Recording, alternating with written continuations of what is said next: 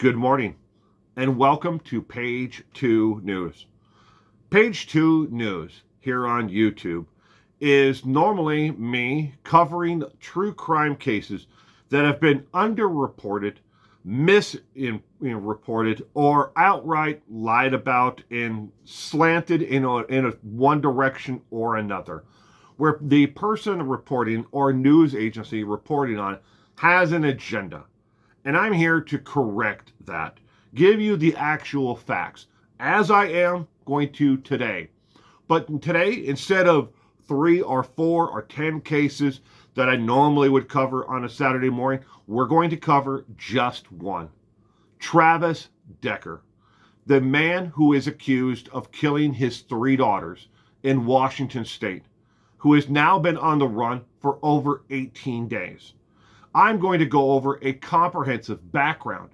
What is his background, his military experience, along with what he is actually accused of, tips, resources that law enforcement is using to catch him. You're not going to find this information anywhere else in any one video on YouTube. This is what I do. I research the facts around a case. I have spoken to over 30 people now in law enforcement, those who are boots on the ground, National Guard, and people who have been working to set up roadblocks, supply, the actual standoff, and search for Travis Decker, all of this. And I'm going to then, at the end of it all, where I would normally cover fake and real news, I'm going to give you the top 5 myths about the manhunt for Travis Decker at this point, instead of fake news. All of these are fake, 100% fake, during that section. But let's go ahead and jump into it. And we're going to treat this just like a live stream. I know you may be joining right now on this actual premiere, and you haven't been here from the moment it started live. So go ahead, take a couple of minutes and say hello to those around you. And tell them how you're doing. Ask questions of each other. Obviously, I am not live because of circumstances beyond my control. Yes, the fact is my wife is sick, and I'm going to have to watch my son on Saturday morning instead of being here live. These are the things and the compromises we make in this world, ladies and gentlemen.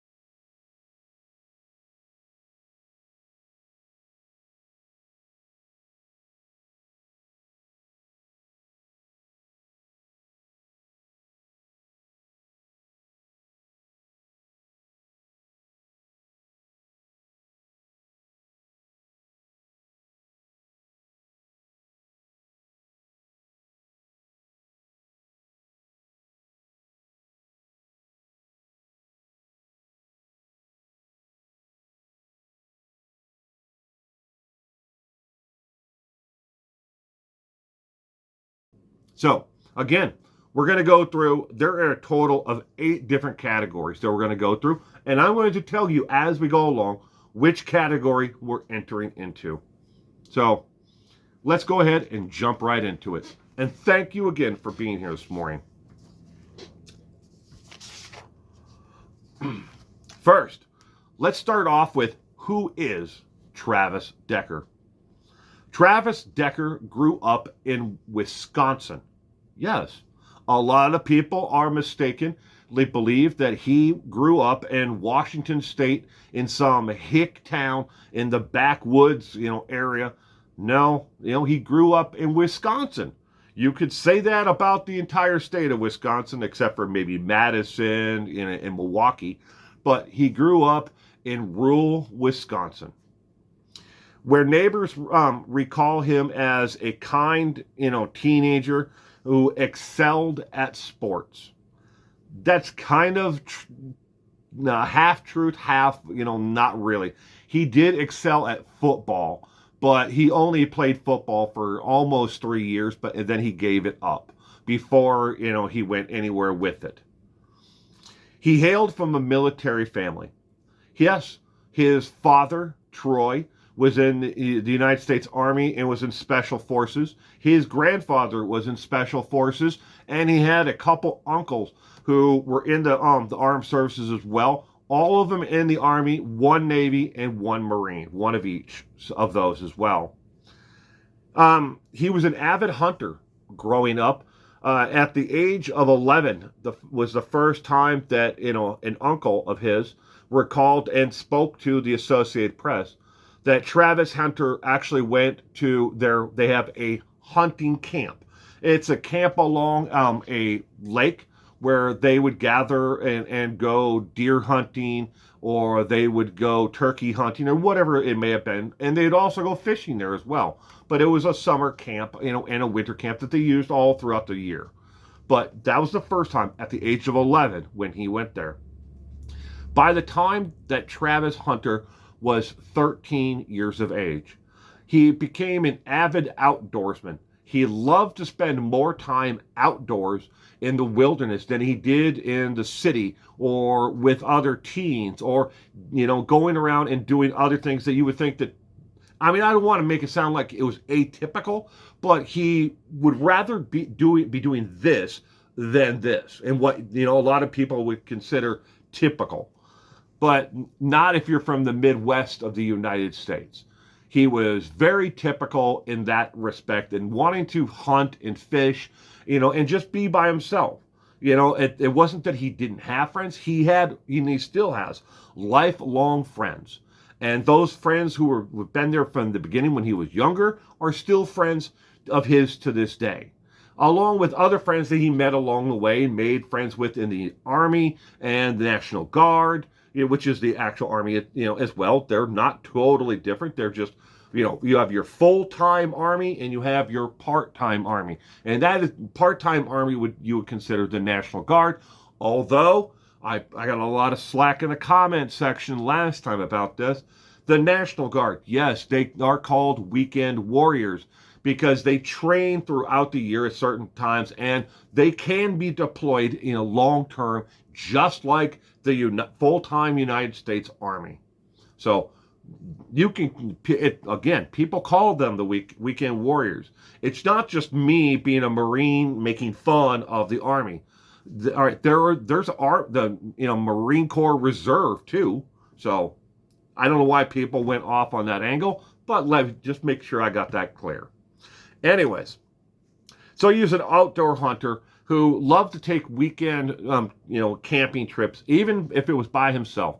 His father, Troy, would actually take him to the forest and drop him off on Friday night and then pick him back up on Sunday. And that was, that carried on for a while. But as he got older, closer to 16, 17 years of age, he started doing it for the entire summer, taking off for 2 months, almost 3 months at a time in the actual wilderness, and surviving on what he could hunt, trap, and forage from, the forest itself.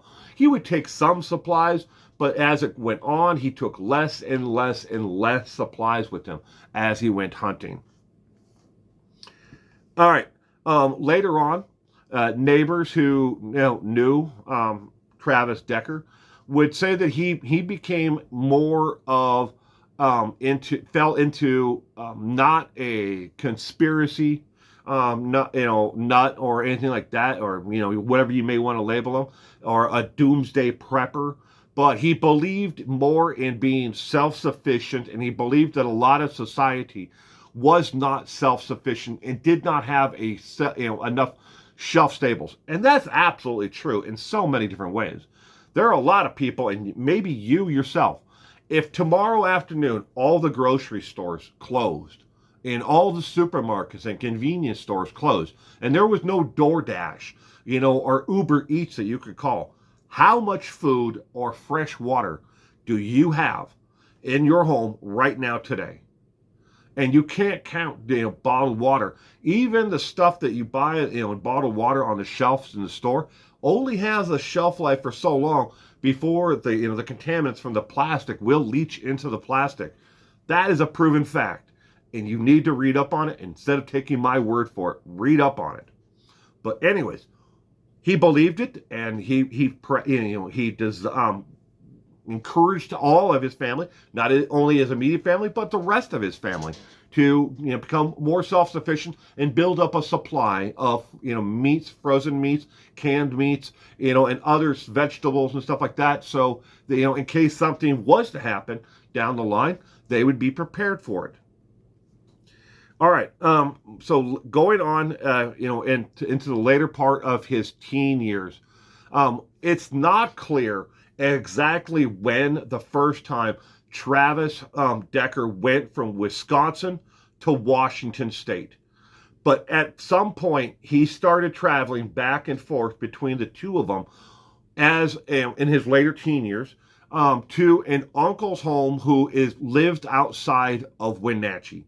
Now, to make sure that you're absolutely clear here, Travis Decker has family in all parts of Washington and in Idaho, in the upper part of Idaho, where Lori Vallow and Chad Daybell live, from that upper part of Idaho. All right, he's got family in that area and scattered around from the Washington coastline to Spokane, which is on the absolute west of Washington State, and the most east part of Washington. Actually, Walla Walla would be the most east, but major city-wise, Spokane. And in between, family all over the place. Moses Lake, Wenatchee, Ellensburg, the Tri-Cities, Wapato, Yakima. He had family all over the place. Seattle, Bellingham. They're everywhere. Now, these are not immediate families. These are nephews, nieces, people who married into the family, who he considered family. But again, it's not clear, and we could not find a definitive answer on when was the first time he went from Wisconsin to Washington State. Other than it is, there are stories out there of other people who have known Travis his entire life who spoke up and said, hey, he did travel out west before he graduated from high school for the summer because he wanted to try other camping experiences in the more of a tundra, deciduous forest, pine trees, forest, and stuff like that. And that plays into a lot to the area where he's actually hiding at this current time. All right. School activities. In high school, he went to Pewaukee High School, where he was a noted athlete. In their actual trophy case there, it does list Travis Decker as being on the baseball team, the football team, and in the yearbook, it lists him as being on the track team. On the track team, it does not list what he actually did. If it was the hurdles, sprinting, part of a relay team, it does not say. It just says he was a member of the team. But I could not find anybody, who knew him growing up. Again, I spoke to an uncle of his who, he was married into the family and he's now been divorced. But Travis always considered him his uncle. Anyways, but he didn't know what he had position or what he did on the track team. But other than he knows that he was there, he did not letter in any of the sports except for football. It was the only sport that he lettered in high school. He also, at one point, was on the wrestling team, according to the yearbook. Again, take all of that with a grain of salt. I mean, I know for my high school, I was listed on the photography team, and I was also listed on the chess team. And I never, took up chess in high school. I never played chess. Yeah, maybe in photography, maybe somebody was going around and, okay, what clubs are you in high school? And I was in the art room. And somebody just said, I know him, let's write him down as photography. I may have taken a photography class here or there somewhere in high school, but I don't remember ever taking, an actual class. I was just there because I had an art teacher that really wanted me to express myself. And thank God he did, because it was a godsend for me in high school. We all had those teachers somewhere along the line that made a difference in our lives. And if you didn't, I really hope that that you found somebody who encouraged you somewhere along the line to express your inner talents. Everybody's got one. But anyways, in the yearbook, it lists him on the wrestling team as well. Couldn't confirm that with anybody who knew him in high school or afterwards, where he told stories about it, or even the uncle again. So that's basically his earlier years and what we know about Travis Decker from the earlier part. Now, in summary, he grew up in Pewaukee, Wisconsin. He has family and friends all over the state of Wisconsin and in Minnesota. And he has family going down into Iowa and Illinois as well. The Decker family. All right. We know that for sure. He definitely has family in Madison and in Milwaukee and in Hastings, Minnesota. Those members, and those three cities are all closely connected to him and when he grew up, and were with him during the times when he actually grew up. His family, again, in Washington State, Moses Lake, Wenatchee, Spokane, Ellensburg, Tri-Cities, and Wapato and Ellensburg, if I didn't mention Ellensburg earlier. But anyways, those are the areas in Washington State he had family. At some point, again, we cannot confirm when he came out to Washington State for the first time, but he did in high school more than once, came out to Washington State. I would assume that his father, Troy, and his mother paid for those trips. All right. Now we are moving on. The next section is the manhunt and the timeline for the actual manhunt for Travis Decker.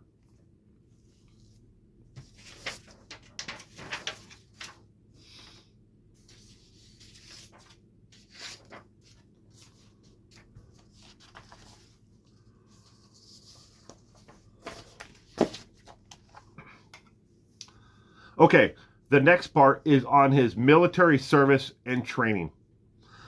He entered the U.S. Army in March of 2013 and was in active duty until July of 2021, regular Army.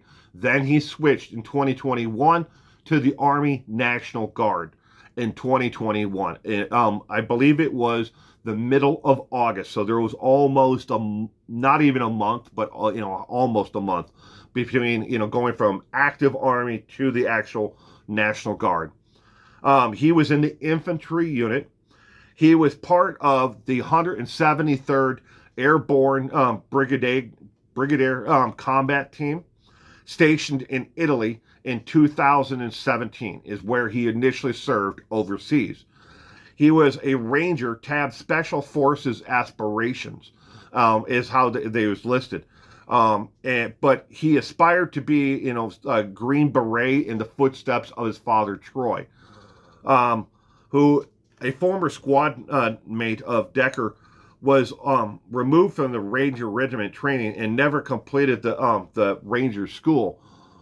Decker himself would transfer out of the actual Ranger School. He wanted to aspire to be like his father, Troy, but he found something else that he was really interested in, and that is where he would go and put his strength, his skills, stuff like that to it, which was advanced tactical and survival training. Again, think about his background. Again, from age 11 going forward through high school, he had experience at survival training in wilderness situations, and he found out, well, I don't have to go to this to this Ranger School. I want to be like my dad, but I can always go to Ranger School later. But when advanced tactical and survival training came up, he jumped at it and went after that, full bore.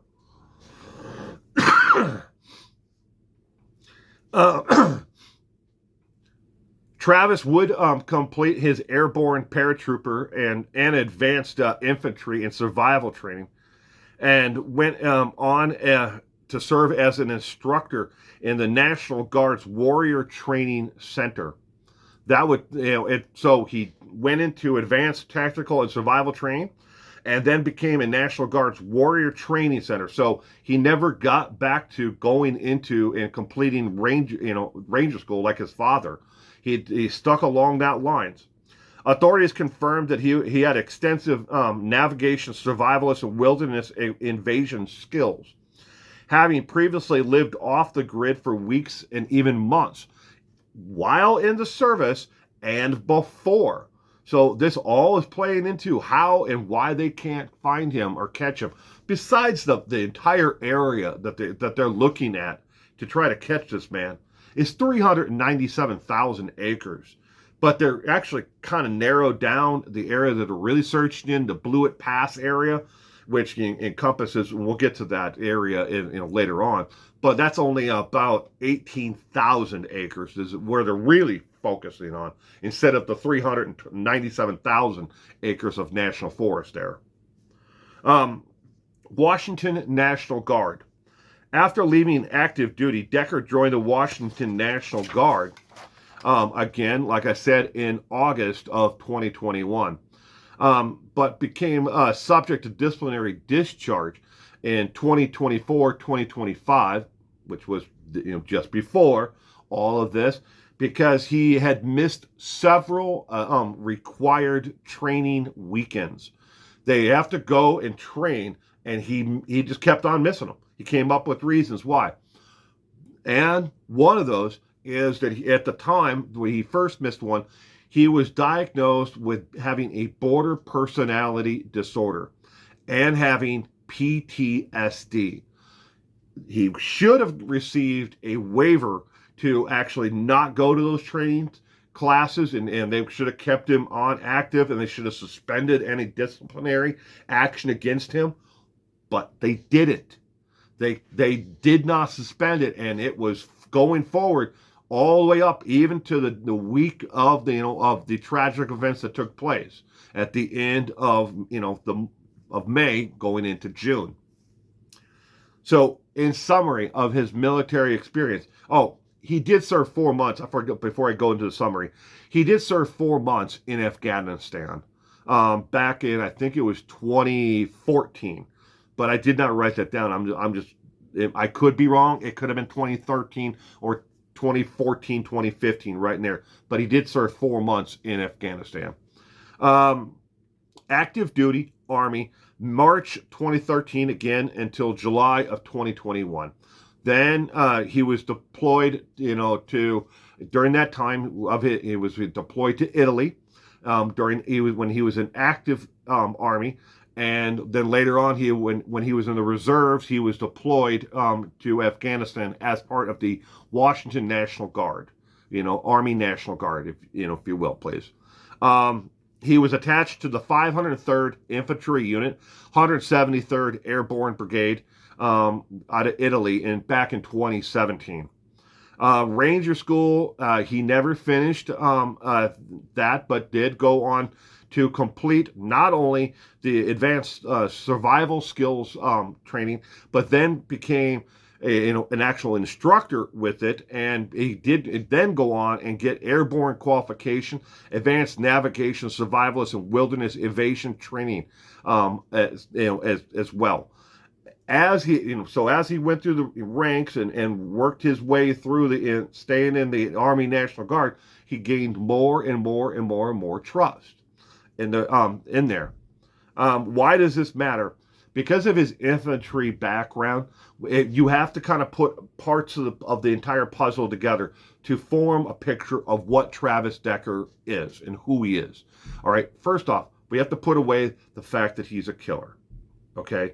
That allegedly that he killed his 3 daughters. Right now, it looks like 100% for sure that he's the one that did it. But the survivalist skills and thoughts and mistrust of certain aspects of the world, all of that plays into the entire picture, along with his military experience, his advanced training, and everything else. It all plays into who Travis Decker is and why it's going to be extraordinarily hard to catch him. Again, I said this in the first video I did about Travis Decker. It's going to take someone like Travis Decker to catch Travis Decker. And they know that. You're not going to have a situation like Rambo, where he's out in the forest and he's setting booby traps, and snares to, catch these stupid, bumbling, police officers who are ill prepared wearing, dress shoes out there in the forest. You're not going to see a situation like that. All right, they're going to, they have the National Guard, the U.S. Marshals, and they have specialty units that are put together with people from different law enforcement agencies who are out there looking for them. Plus, they have SWAT going from building to building, home to homes to do this. This is a massive manhunt for this guy, and like they said, Mike Morrison said, we're going to catch him. It may not be today, it may not be next week, it may not be for years from now, but we're going to catch him. The U.S. Marshal's Office never, ever gives up.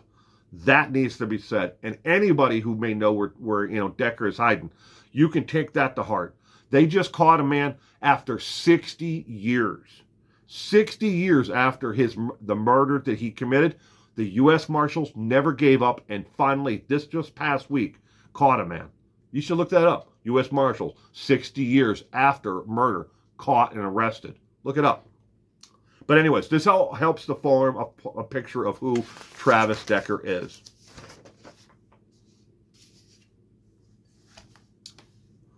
All right, now we're going to go on to violent crimes and charges, briefly, of the actual events leading up to the actual day that his daughters were discovered. Okay?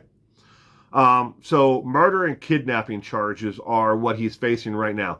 3 counts of murder in the first degree, 3 counts of kidnapping in the first degree.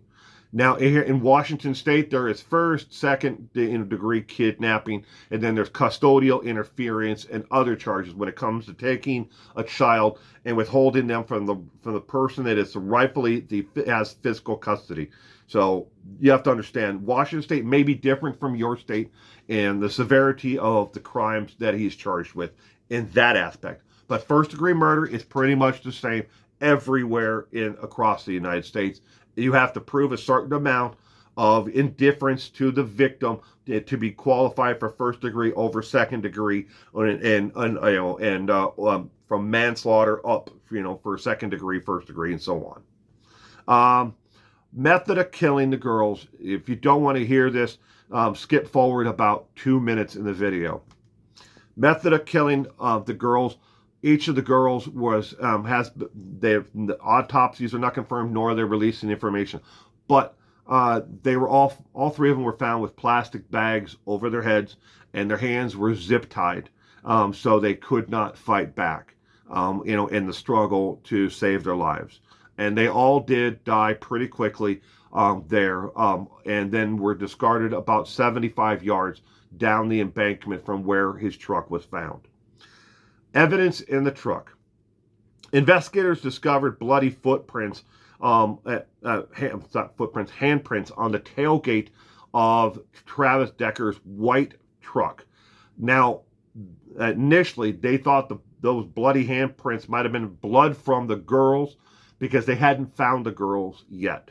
When they first came upon the truck, the officer was on a motorcycle, an off-road motorcycle, not like a street bike. This is a gravel and dirt road where the truck was found, outside of the camping area itself, outside of Icicle Creek, which is outside of Leavenworth, Washington, which is a Bavarian village, themed area.